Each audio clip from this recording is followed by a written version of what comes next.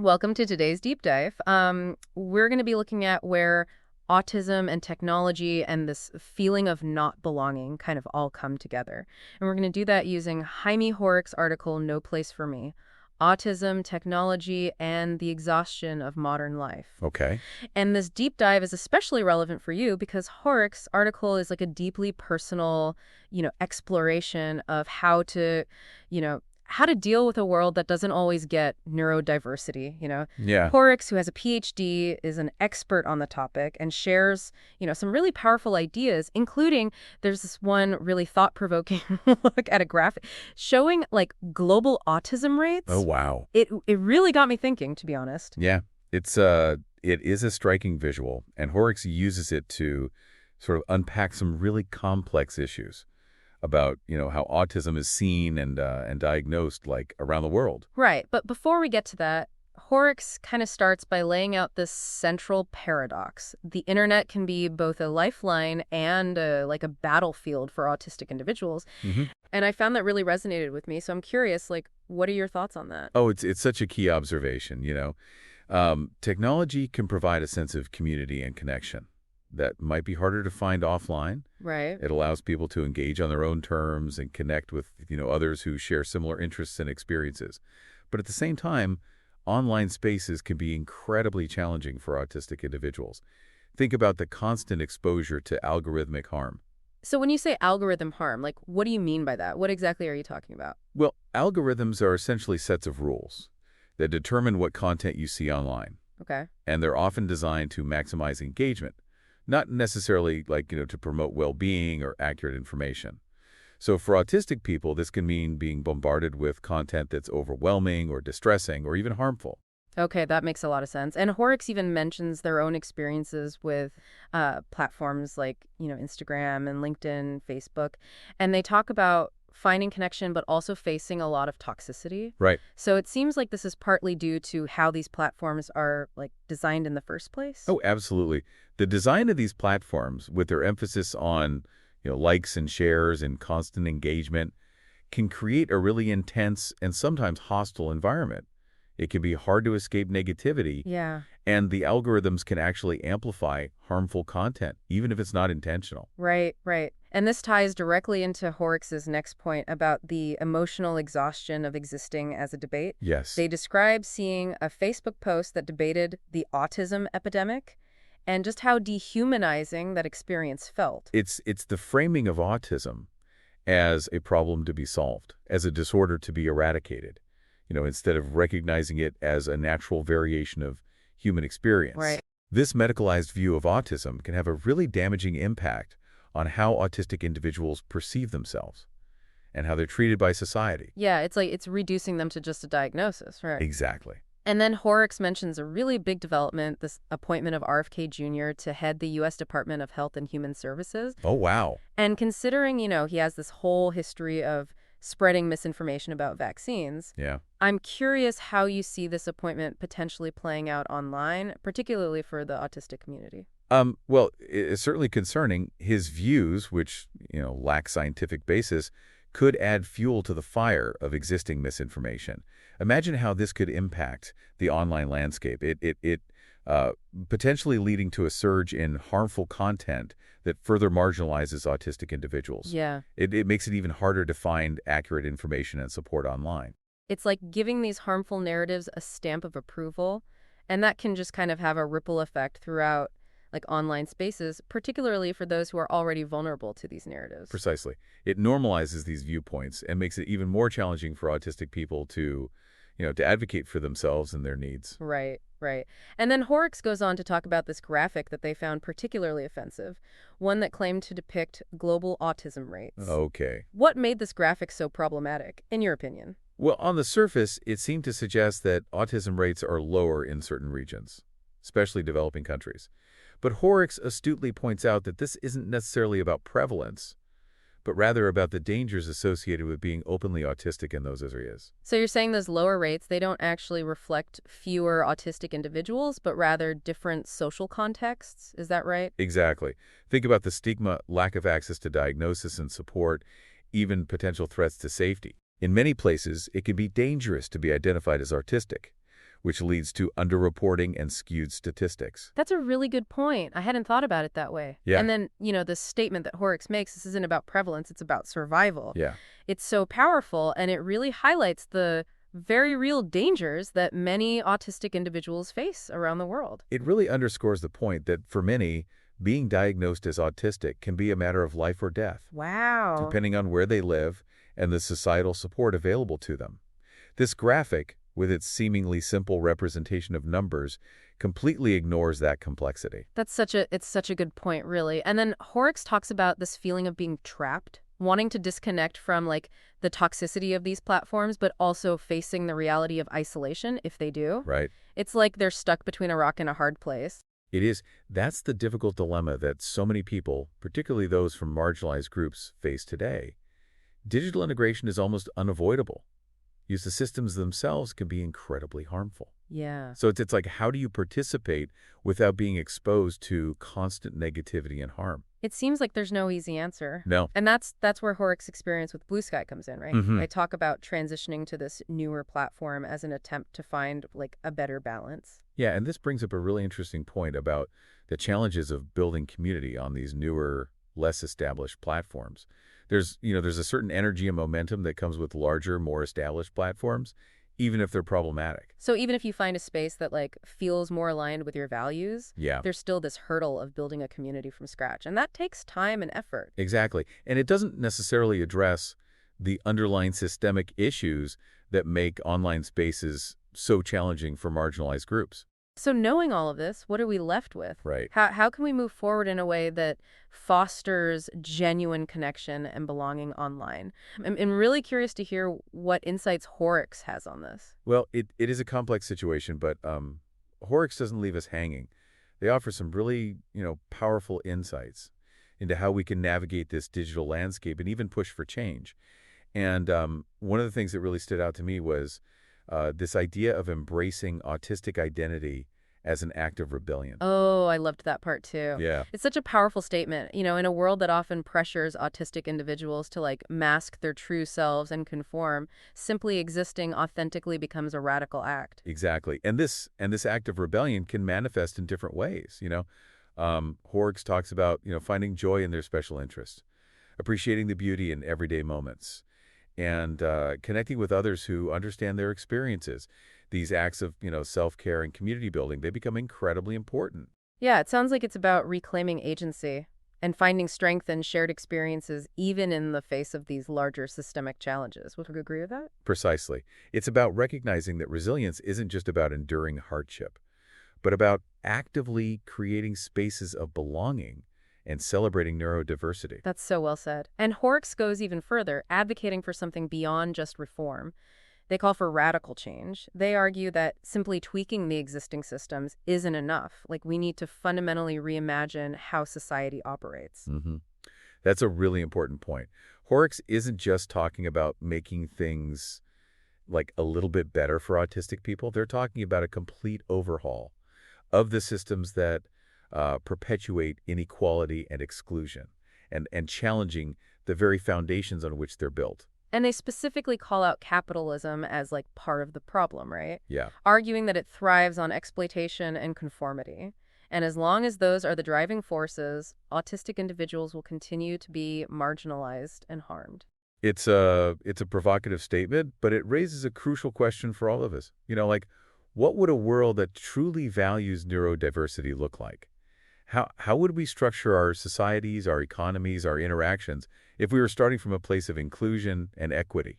Yeah, those are big questions. So we need radical change, but where do we even begin? Right. Hoerricks emphasizes the importance of mutual aid and grassroots organizing. Can you maybe unpack those concepts for us a bit? Absolutely. Hoerricks argues that autistic individuals can't rely on existing institutions to create the kind of change that's needed. So they need to build alternative systems of support and take collective action. And they specifically mention mutual aid, which I'll admit I'm not totally clear on. So how would that work in practice, especially for online communities? Well, mutual aid is all about people coming together to directly support each other's need outside of traditional systems. Imagine an online group where artistic people, share resources, offer advice, or even just to, help each other navigate challenging digital spaces. It's about recognizing that we have the power to help each other rather than waiting for institutions to step in. So it's about bypassing those systems that often fail marginalized communities Yeah, and like creating something new based on solidarity and shared responsibilities. exactly. And alongside mutual aid, there's grassroots organizing, which focuses on building power from the ground up. Think about creating movements for social change that are led by the people most affected by the issues. So rather than waiting for those in power to like make changes, it's about taking collective action to challenge the status quo and demand a more just and equitable world. Right, it's about recognizing that we have a collective voice and that we can use it to create real and lasting change. And this all makes a lot of sense, but I think our listener might be wondering, like, what can I as an individual do to contribute to this vision of a more inclusive world? What actions can I take in my everyday life? That's a great question. And I think Hoerricks' insights offer some really valuable takeaways. First, we need to shift our understanding of resilience. Okay. It's not just about enduring hardship. It's about finding joy, celebrating difference, and creating spaces of belonging. It's about more than just surviving. It's about thriving, right? Exactly. And that goes for both individuals and communities. We need to actively create spaces where neurodiversity is celebrated and supported. So what's like a concrete example of what that might look like in an online space? Well, think about, creating or participating in online communities that prioritize accessibility and inclusivity. Okay. These could be spaces where people feel comfortable sharing their experiences, asking questions, and supporting each other. Right. It could be as simple as, actively calling out harmful language or behavior when you see it, Yeah. or promoting content created by autistic individuals. It's about using your voice to create a more welcoming and inclusive environment. So it's about taking those values of inclusion and equity and like weaving them into the very fabric of our like online interactions. Precisely. And beyond that, we need to be willing to challenge the status quo, to push for radical change, and to support the work of those who are already doing that. Yeah, so whether it's through supporting organizations that advocate for autistic rights or donating to mutual aid funds, participating in protests or demonstrations, or even just having like those sometimes difficult conversations with friends and family members about these issues, Yeah, like we all have a role to play. absolutely. Even small actions can contribute to a larger movement for change. And finally, it's crucial to remember that this isn't just about autistic people. Right. It's about creating a world that values all forms of diversity. Yeah, it's about recognizing that difference is not a deficit, but a strength, and that a world that embraces diversity is a world that benefits everyone. Exactly. And building that world requires each of us to examine our own biases, challenge systems of oppression, and work together to create a more just and equitable society. Hoerricks ends their article with some powerful reflections on that offensive graphic that we discussed earlier. And they say it's a stark reminder of the world that they navigate every day, a world that debates the value of their existence, erases difference, and profits from harm. It's a sobering reminder of the stakes of this conversation. We're not just talking about abstract ideas. We're talking about people's lives, their well-being, their very right to exist authentically.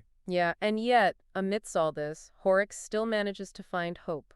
Mm-hmm. They say every act of connection, every moment of joy, every defiant refusal to mask who they are, it's a step towards something better. It's that unwavering belief in the possibility of change, in the power of collective action that I find so inspiring. Me too. And they leave us with this powerful call to action. They say we can and must imagine a different kind of world, one where difference is celebrated, where systems are built to include rather than exclude, and where neurodivergence is recognized as a vital part of human diversity. It's a vision worth striding for, and it's a vision that requires each of us to do our part. Absolutely. And on that note, we're going to take a moment to reflect on everything we've discussed so far. And when we come back, we'll explore some final thoughts and leave you with a provocative question to ponder. So we've covered a lot of ground, in our deep dive into Jaime Hoerricks' article No Place for Me, Yeah. and their personal experiences and insights into like autism and technology and belonging have really given us a lot to think about. It's been eye-opening to see how these seemingly, separate issues are actually deeply intertwined. Yeah, it's been a fascinating exploration, and I think one of the key takeaways is that this isn't just an academic exercise. These are real-world issues with tangible consequences for people's lives. Absolutely. Horrocks talks about like the emotional labor of constantly navigating a world that isn't built for neurodiversity, a world that often feels hostile or indifferent. Yeah. Yet there's also a strong message of hope and resilience in their writing. Right. They talk about finding connection, embracing their autistic identity, and advocating for, radical change, not just incremental adjustments. And it make a really crucial point that it's not just about reforming like broken systems, but it's about reimagining them entirely. Yeah. What I find so compelling about Horrocks' perspective is that they don't shy away from the complexity of these issues. They acknowledge the challenges, the contradictions, and the systemic barriers that make true inclusion so difficult. Right, right. Yeah. But despite those obstacles, they still maintain this belief in the possibility of a better world.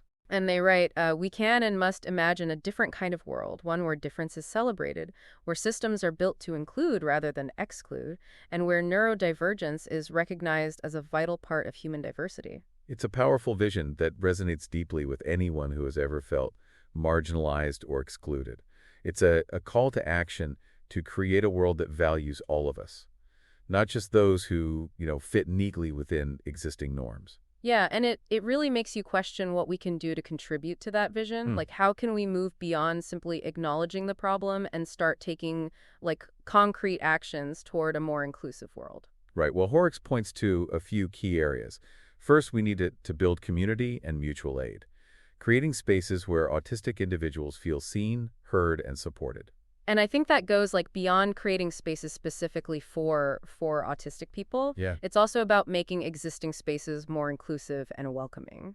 exactly. It's about changing the culture, the attitudes, the expectations that shape our interactions. It's about making inclusivity the norm, not the exception. And Horrocks also emphasizes the power of grassroots organizing, Yeah. of building power from the ground up to challenge the systems that perpetuate inequality. Right. This could involve, supporting organizations that advocate for autistic rights, participating in protests or demonstrations, or even just having, those sometimes difficult conversations with friends and family about these issues. Right. It's about using whatever platforms and resources we have to amplify the voices of those who are often silenced or ignored. Yeah. And I think it's crucial to remember that this isn't just about artistic people. Right. It's about creating a world that values all forms of diversity, a world where everyone feels a sense of belonging. So as we wrap up this deep dive, I want to leave you with a final thought. One that builds on Horrocks' insights, but wasn't explicitly mentioned in their article. What if, instead of simply trying to accommodate difference, we started seeing it as a source of, innovation, creativity, and resilience? That's a profound question. It challenges us to shift our entire perspective, to see difference not as something to be tolerated or fixed, but as something to be celebrated and leveraged. How might that change our approach to technology, to community building, to the very fabric of our society? That's something I hope you'll continue to reflect on. I hope so too, because ultimately the world Horrocks envisions is one that benefits all of us. It's a world where we each have an opportunity to thrive, to contribute our unique talents and perspectives, and to create something truly extraordinary together. Thank you for joining us on this deep dive into such a complex and important topic. And we hope this conversation has sparked new ideas and inspired you to continue exploring the intersection of autism, technology, and belonging. Until next time, keep questioning, keep learning, and keep pushing for a more inclusive world.